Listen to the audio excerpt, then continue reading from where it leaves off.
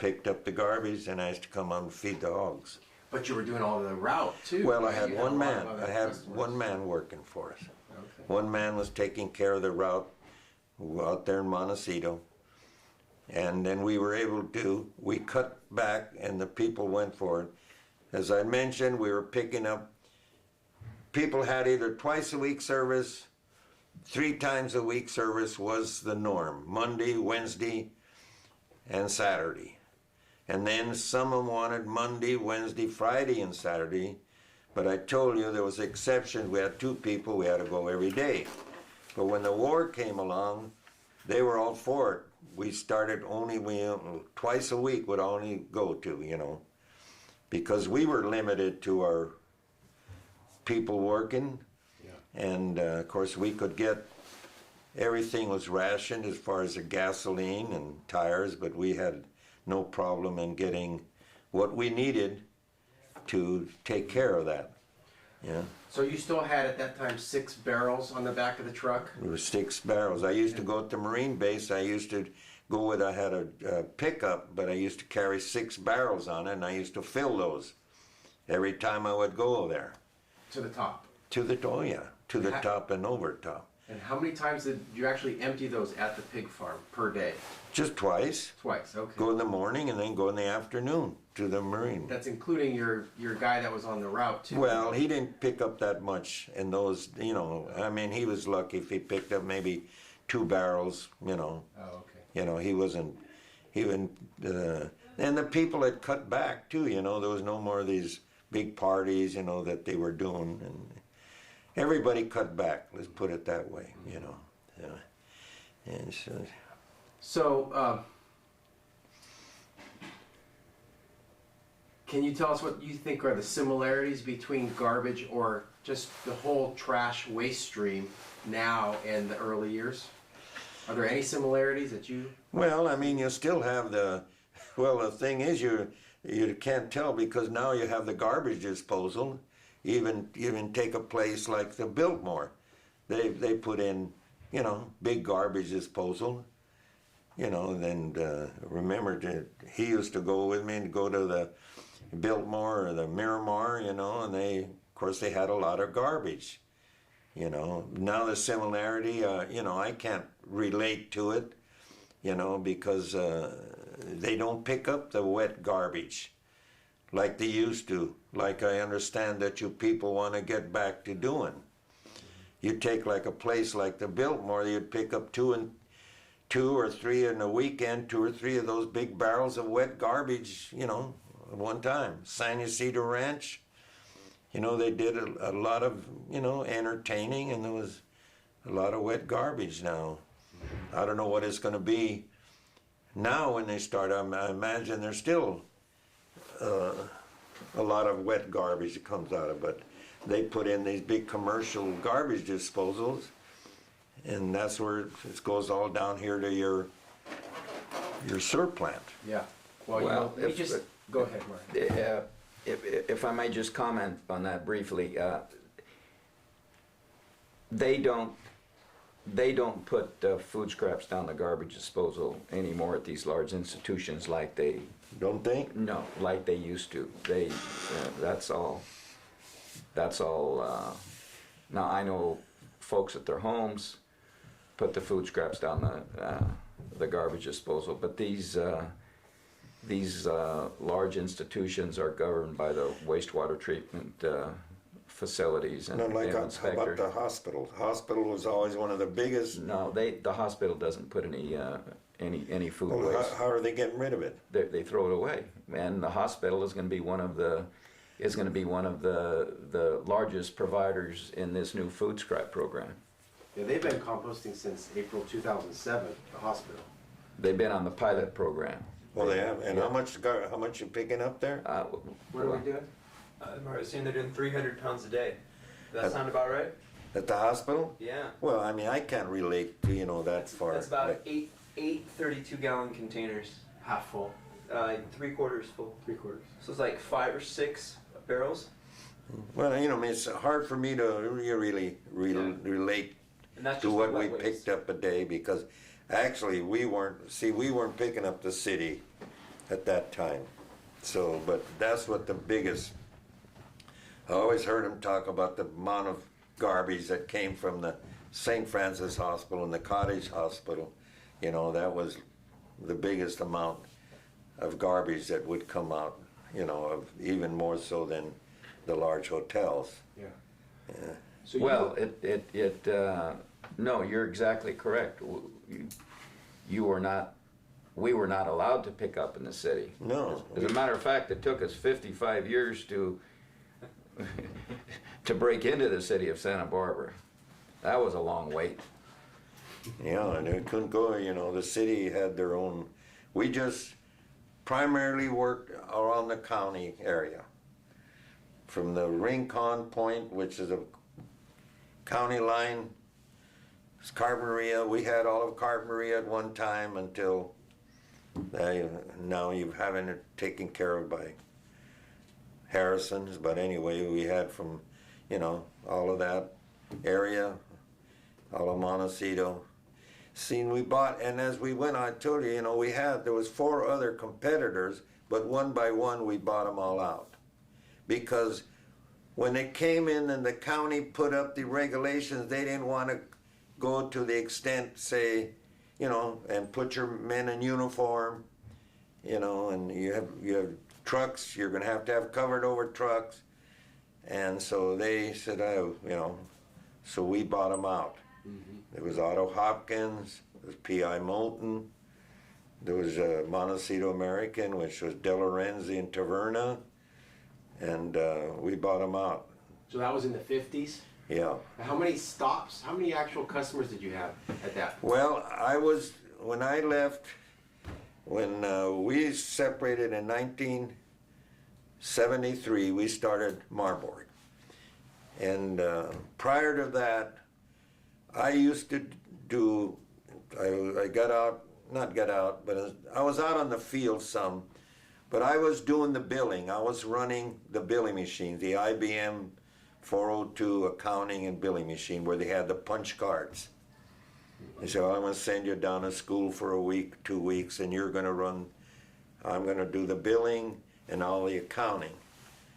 So at that time we had 10,000, right at 10,000 accounts, counting Carboneria, Montecito, Hope Branch, Mission Canyon, Isla Vista. We had I would bill about 10,000 bills. You're saying this is when you incorporated Marborg in 73? And that's when I was still with, No, that was brother. that was Channel. And then that with Channel Disposal Company. yeah. And then we saw an opportunity as there was growth in the area and there was more customers. And then Dad decided that it was time, you know, the families were getting big and it was time to... Yeah, it was a time, so we split the company and It split it in half and... yeah, I took the west end of the, you know, from the city limits, All of Goleta. and all of Goleta, and Hope Branch, and Mission Canyon, and which is still my brother and his son. They took Montecito and Carboneria. It was kind of pretty much of an even split. Only the difference was, I remember, was Mission Canyon, but we took the Mission Canyon and when we split it. But so at that time before the split, to answer your question, we were right at 10,000 accounts. Wow. From the whole area. And then when we came down here, so as far as counting, because get back to that, they would count every bill, you know, so we knew what we were doing. But they said I didn't want to mess with that, so we didn't. We had it out how, you know, we had it done out. Our billing was done out, just like it is today. Mm-hmm. You know. Anyway. Yeah. So, well, Dad, let me clarify that. We prepare the bills here. Oh, well, and yeah. and then we forward the file at the end of the month, and the firm that does our billing now, with the exception of the city of Santa Barbara, the city of Santa Barbara does the billing on the water bill, but in our service area, we keep our own. Well, and then it came to that And when we started the roll-off business, it got to be so many transactions that we had to handle it more in-house Yeah, again. we did it in-house, that's correct. So BFI started collecting in the city of Santa Barbara in 73, right? 72, 73, about the time you incorporated Marborg. Yeah, I think BFI started in 1970 and 1972. Okay.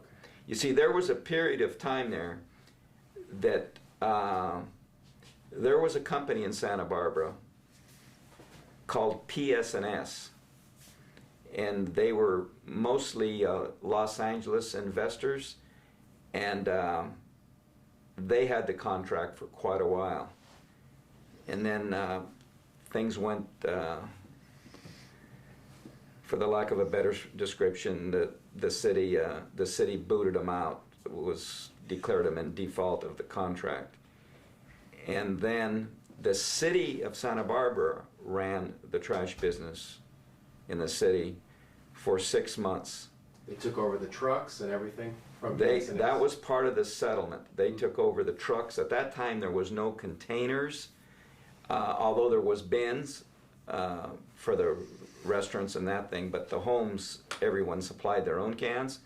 But the city took over the operation and employed the employees were working for the city, and then the city put it out to put it out. That was another story. And the city put it out to bid, and at any rate, that was probably one of our biggest disappointments. The bid process was basically flawed. We had the best bid. Well, that's right. 3 times. The group that we put together, we had the best bid, but with not words, there was shenanigans going on, because every time they found something, well, we're going to bid over it. We had the best bid the first time, and we had the best bid the second time, but they kept lowering the price. And the third time we didn't bid, and they lowered it again. Yeah, we said, what the heck? They're talking about $2 a month up here. You look up here in these hills, how it was impossible to do it. Well, they couldn't do it, No. and as a result of that, there was a very, very bitter strike, and there was fights. People were seriously hurt.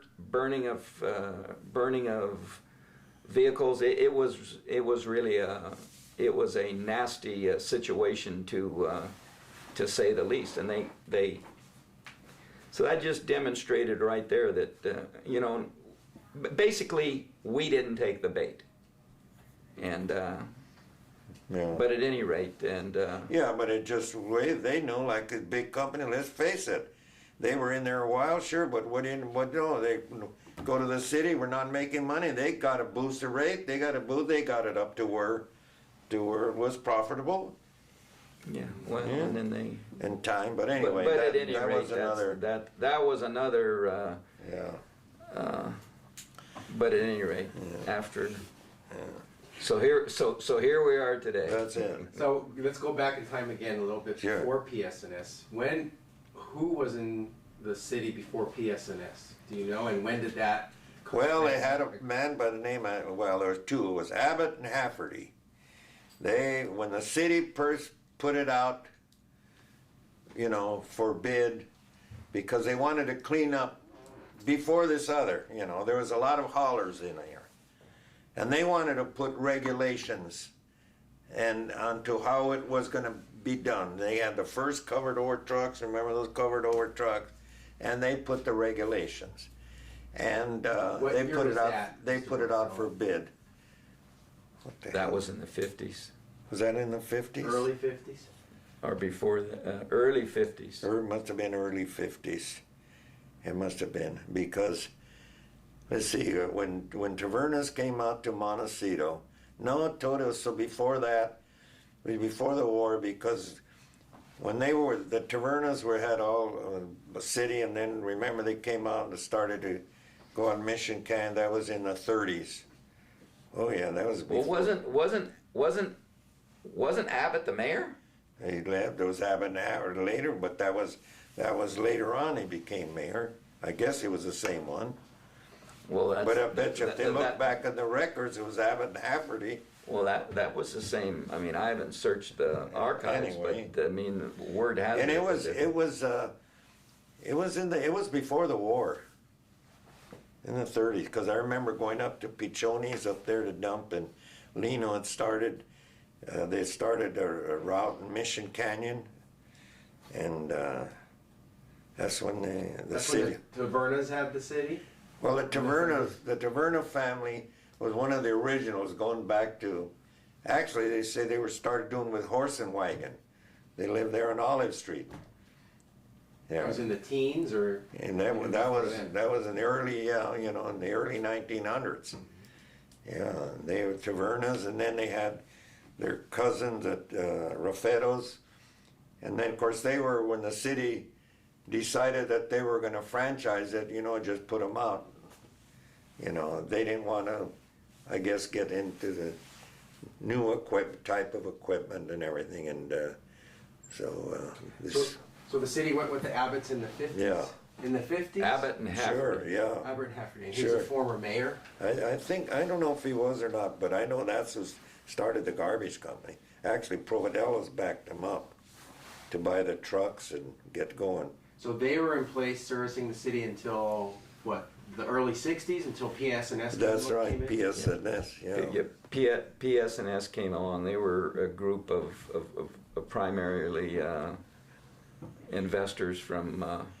They had From investors from Las- the way they got in, because they put investors from Santa Barbara too, that was able to get their hooks in there to know the right Oh, people. I understand what you're saying. So here's a question for both of you. How do you think the waste stream has changed since the 20s and 30s to today? What's different about the waste stream? Well, I think you have more waste because we didn't have all this containers that we have today. You have when frozen foods came out, you can everything, so many